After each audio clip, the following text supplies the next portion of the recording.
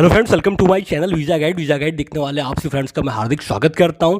Friends, आज मैं आपसे बात करूंगा यूरोप में ऐसे कौन कौन से देश हैं जहां पर आप वीज़ा एप्लीकेशन करेंगे तो आपको वीज़ा का जो सक्सेस रेट है वो काफ़ी ज़्यादा मिलेगा और वीज़ा मिलने के चांसेस काफ़ी ज़्यादा है।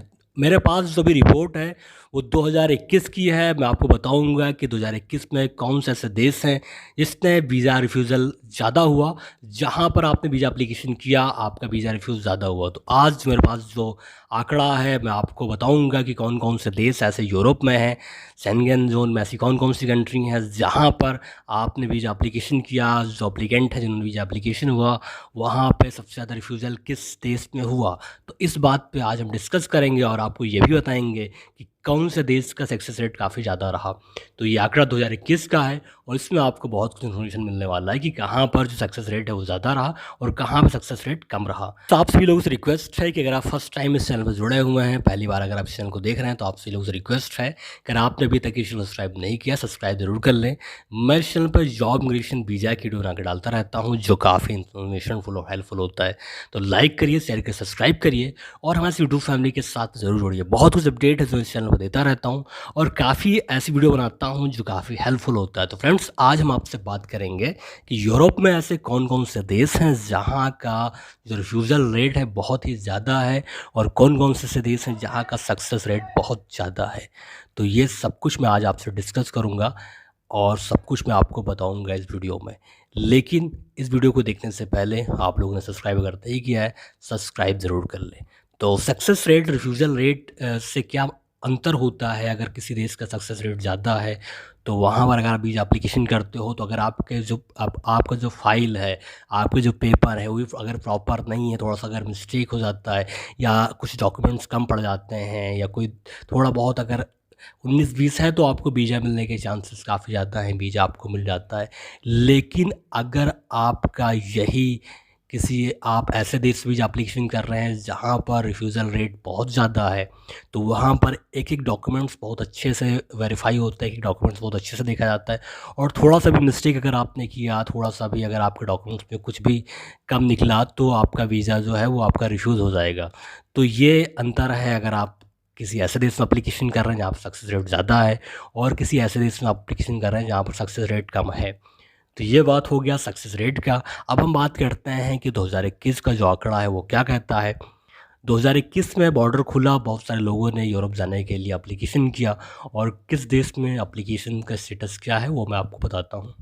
तो अगर मैं 2021 की बात करूँ कि कहाँ पर रिफ्यूज़ल के जो चांसेस थे वो कहाँ पे ज़्यादा थे, कहाँ पे ज़्यादा एप्लीकेशन रिफ्यूज़ हुआ, तो मैं आपको बताऊँगा। और ये रिफ्यूज़ल जो है ये इंडियन पासपोर्ट होल्डर्स के का है, उनका मैं पूरा आंकड़ा आपको बताता हूँ। 2021 में इंडिया से वीज़ा एप्लीकेशन हुआ टोटल, अगर 100% की बात की जाए तो उसमें से 13.4% जो वीज़ा रिफ्यूज़ल हुआ है, 13 से 14% के बीच में जो वीज़ा है वो रिफ्यूज़ल हुआ। अगर 100% वीज़ा की बात किया जाए, तो 100% एप्लीकेशन की बात किया जाए तो उसमें 13 से 14% जो वीज़ा एप्लीकेशन है वो रिफ्यूज़ल हुआ। तो बहुत ज़्यादा रेट नहीं है रिफ्यूज़ल के, काफ़ी कम रेट है। 14%, इंडिया की पॉपुलेशन इतनी ज़्यादा है और यहाँ पर अगर 13 से 14% वीज़ा रिफ्यूज़ल होता है पूरे यूरोपियन यूनियन में, तो कोई बहुत बड़ा आंकड़ा नहीं है ये। ठीक है, अगर जिसके पास पेपर नहीं, डॉक्यूमेंट्स नहीं है, उसके वीज़ा रिफ्यूज़ हो गए होंगे, तो ये बहुत बड़ा जो आंकड़ा है नहीं है। तो 13 से 14% जो वीज़ा है वो रिफ्यूज़ल हुआ। तो टोटल जो वीज़ा रिफ्यूज़ल हुआ तो इतना है। उसके बाद कहाँ पे सबसे ज़्यादा रिफ्यूज़ल हुआ? सबसे अगर हाईएस्ट बात की जाए रिफ्यूज़ल की तो आपका है स्वीडन में। स्वीडन का जो हाईएस्ट रिफ्यूज़ल रेट है वो 30% है। 30.6% रेट स्वीडन का रिफ्यूज़ल है। यहाँ पे टोटल 22,260 वीज़ा एप्लीकेशन जो है वो रिफ्यूज़ हुआ। तो स्वीडन में सबसे ज़्यादा वीज़ा एप्लीकेशन रिफ्यूज़ हुआ है। उसके बाद जो नेक्स्ट कंट्री है वो आपका नॉर्वे। नॉर्वे में 100 में से 26.2% एप्लीकेशन जो है वो रिफ्यूज़ हुआ है, वीज़ा रिजेक्ट हुआ है। तो नंबर 2 पे नॉर्वे है। नॉर्वे में भी बहुत ज़्यादा वीज़ा रिफ्यूज़ हुआ है। उसके बाद बात किया जाए फ्रांस की, तो फ्रांस में 21.1% वीज़ा रिफ्यूज़ हुआ है।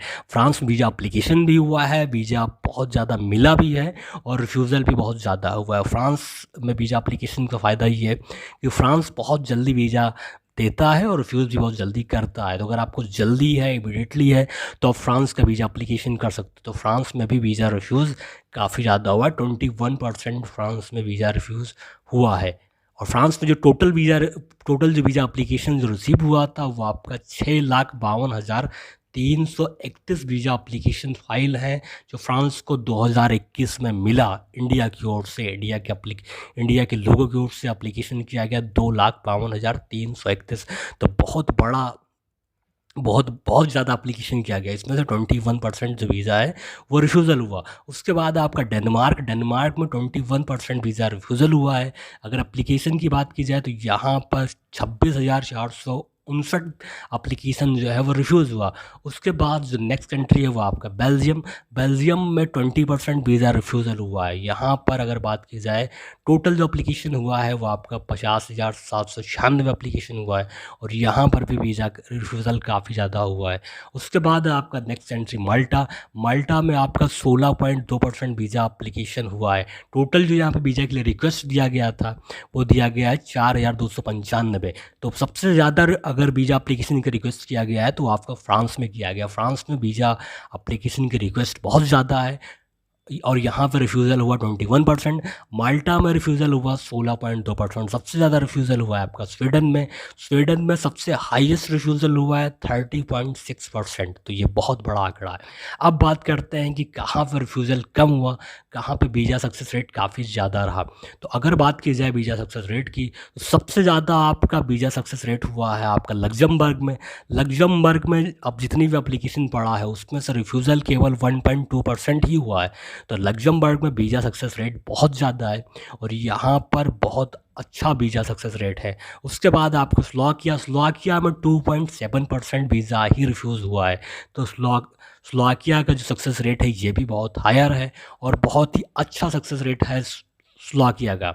उसके बाद आपको लुथेनिया का यहाँ का जो सक्सेस रेट है ये भी बड़ा अच्छा है, 2.8% यहाँ पर केवल रिफ्यूज़ल हुआ है। उसके बाद आपका चेक रिपब्लिक का जो टोटल रिफ्यूज़ल है वो आपका 3.3% है। तो चेक रिपब्लिक में भी वीज़ा एप्लीकेशन काफ़ी ज़्यादा हुआ था और यहाँ पर वीज़ा काफ़ी ज़्यादा मिला है। चेक रिपब्लिक जो है बहुत ही खूबसूरत कंट्री है और ये काफ़ी सस्ता है यूरोप में। अगर आप यूरोप जाना चाहते हैं तो आप चेक रिपब्लिक का वीज़ा एप्लीकेशन कर सकते हैं। ये बहुत ही खूबसूरत कंट्री है, बहुत ही सस्ता है। यहाँ पर रहना खाना होटल आपको बहुत सस्ता मिलेगा। कम पैसे में अगर आपको यूरोप घूमना है तो आपके लिए सबसे बेस्ट ऑप्शन है आपका चेक रिपब्लिक। और लेकिन यहाँ जो मेन फॉल्ट क्या है, मेन दिक्कत क्या है कि अगर आप चेक रिपब्लिक का वीज़ा एप्लीकेशन करते हो तो वीज़ा का जो प्रोसेस टाइम है वो आपका 1 महीना से 15-20 दिन आपका लग सकता है। तो अगर आपके पास ज़्यादा टाइम है तो आप चेक रिपब्लिक का ही वीज़ा एप्लीकेशन करिए। अगर आपको बहुत जल्दी एप्लीकेशन करना है तो आप फ्रांस का वीज़ा एप्लीकेशन कर सकते हैं। फ्रांस में जो चांसेस हैं वो रिफ्यूज़ल काफ़ी ज़्यादा है, लेकिन यहाँ पर फ्रांस में क्या है कि आपका जो वीज़ा है वो आपको 2 से 3 दिन में आपको बता दिया जाएगा कि आपको वीज़ा मिला कि नहीं मिला। उसके बाद सक्सेस रेट की बात की जाए तो आपका लतीवा की अगर कुल बात की जाए सक्सेस रेट का तो यहाँ पर काफ़ी अच्छा सक्सेस रेट है और रिफ्यूज़ल की बात की जाए तो 3.5% रिफ्यूज़ल है।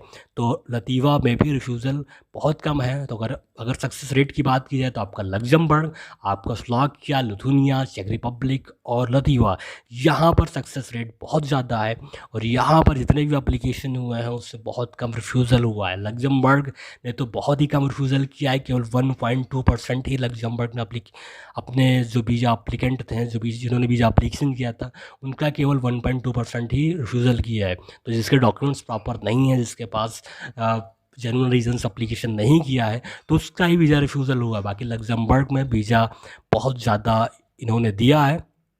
अगर बात की जाए कि सबसे ज़्यादा पूरे वर्ल्ड में किस कंट्री का वीज़ा रिफ्यूज़ल हुआ है तो अगर इसकी बात की जाए तो अफ्रीका में एक कंट्री है आपका नाइजीरिया की अगर बात की है तो 51% वीज़ा रिफ्यूज़ल हुआ है।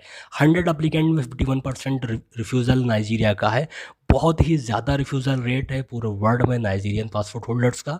उसके बाद आपका सेनेगल का भी वीज़ा रिफ्यूज़ल बहुत ज़्यादा हुआ है।